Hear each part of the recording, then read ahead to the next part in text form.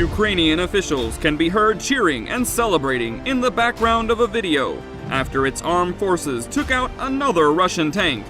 Video footage shows Ukrainian armed forces completely blasting a Russian tank to smithereens as the fight back against Russia continues.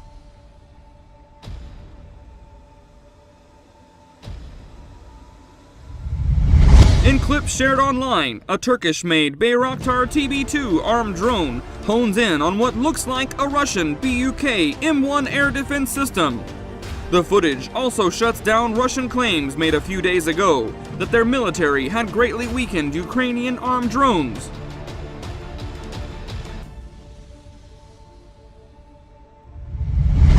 In the video, cheers and celebrations can be heard from the Ukrainian operators as the Russian vehicle blows up.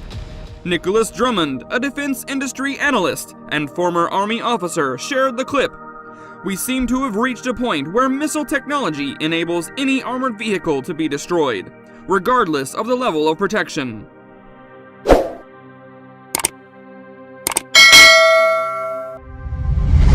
If this is correct, we will need to completely rethink how we make AFVs survivable. Prior to Russia's invasion, Ukraine had approximately 20 Bayraktar TB2s, with Kyiv agreeing to purchase more from Ankara. Last Wednesday, Ukraine's defense minister said posted online that the country had received a fresh shipment of the armed drones.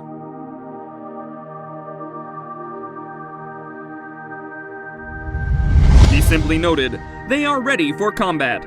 This week's footage is not the only clip circulated online, showing the Turkish-made combat drone successfully striking the Russian army.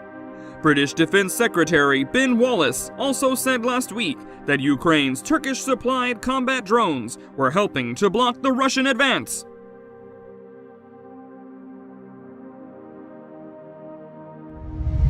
Told the Commons the TB2s were delivering munitions onto artillery and their supply lines, which was incredibly important in order to slow down or block the Russian advance. Maro Gili, a senior researcher in military technology and international security at ETH Zurich, told Al Jazeera to be effective, they need to be employed in a savvy way, in coordination with other electronic warfare systems that blind enemy radars and through appropriate tactics.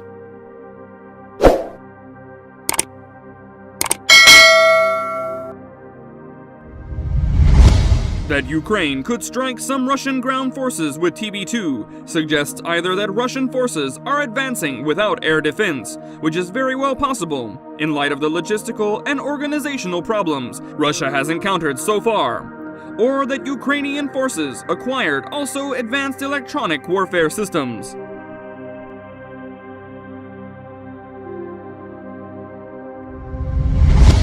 Whether they will have a systematic effect on the outcome of the war, it's hard to say, but I tend to be skeptical. The Bayraktar armed drone can carry up to 4 laser-guided bombs or rockets, for an estimated total payload of 150 kilograms. 14 countries have so far supplied Ukraine with missiles.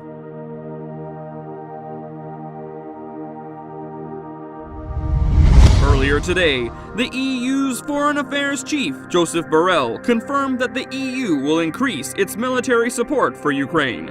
This comes after Britain announced earlier this week that it was planning to supply Starstreak anti-aircraft weapons and a small consignment of Javelin anti-tank missiles to Ukraine.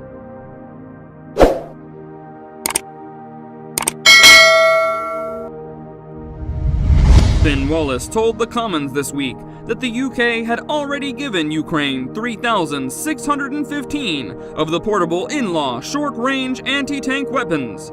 The government in Kiev has said its forces had destroyed 335 Russian tanks and 1,105 armored vehicles of all types since the conflict began.